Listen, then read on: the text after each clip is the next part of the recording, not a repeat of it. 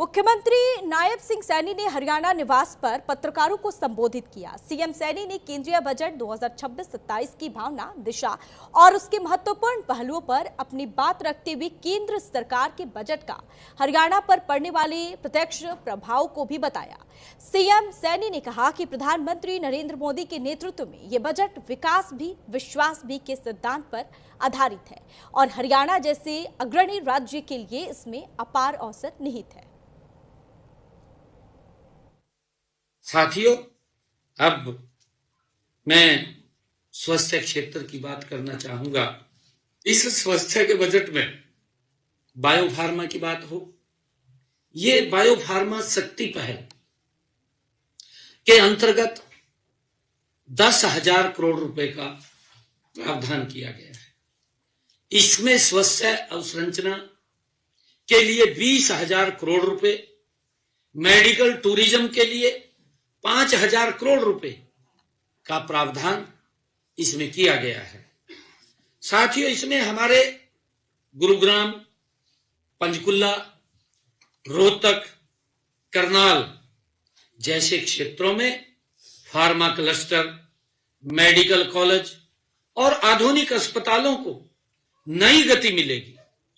साथियों, इससे न केवल स्वास्थ्य सेवाएं बेहतर होंगी, बल्कि डॉक्टरों, नर्सों और तकनीशियनों और पैरामेडिकल स्टाफ के लिए बड़े पैमाने पर रोजगार भी सृजित होंगे।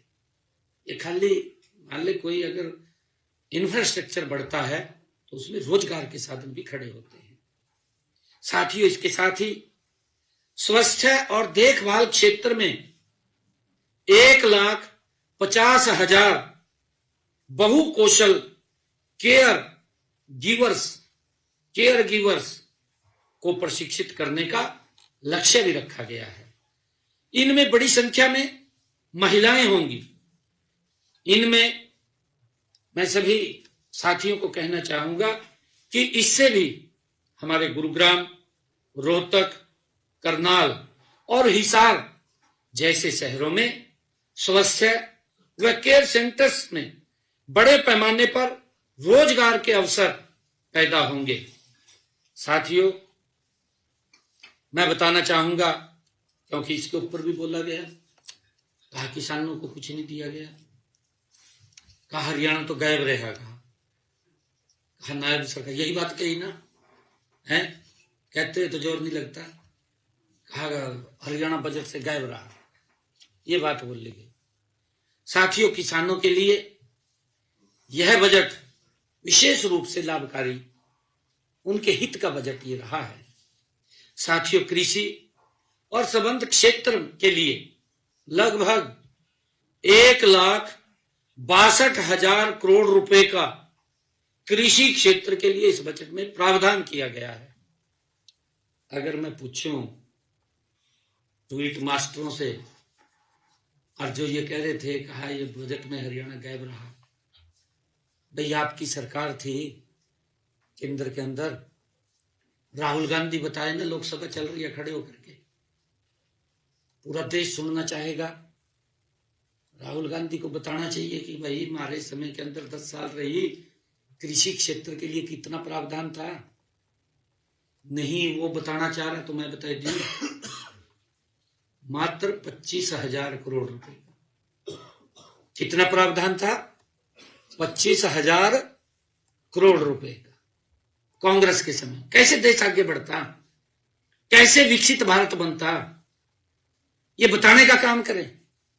मोदी जी ने इस बजट के अंदर प्रावधान कितना किया है, 1,62,000 करोड़ रुपए का प्रावधान किया है। 11वां साल है, इतना बड़ा प्रावधान आदरणीय मोदी जी ने किया है। बताना चाहिए कि उन्होंने, कांग्रेस के जो बड़े दिग्गज है, झूठ तो बोलने में माहिर है, परंतु आंकड़ों से बात करनी चाहिए।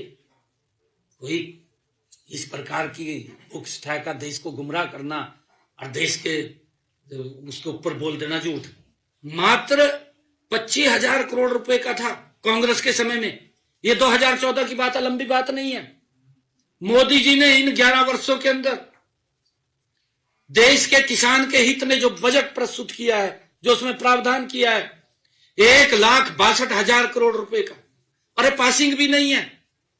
जो उनका लंबे समय 55 साल तक देश को प्रशासन करते रहे, देश को गुमराह करते रहे, कहा कांग्रेस ने विकास किया। भाई विकास तो अपना कर लिया, देश का तो विकास नहीं हुआ। अगर देश का विकास हुआ है तो नरेंद्र मोदी जी के नेतृत्व में हुआ है। आज दिखाई दे रहा है, हर व्यक्ति बोल रहा है, ये इस प्रकार की बातें करते हैं। पशुपालन और डेयरी के लिए 6,153 करोड़ रुपए से भी अधिक का आवंटन किया गया है पशुपालन और डेयरी के लिए। और बुलेटिन फिलहाल के लिए बस इतना ही। फिर रुकेंगे छोटे से ब्रेक के लिए, ब्रेक के बाद फौरन हाजिर होंगे।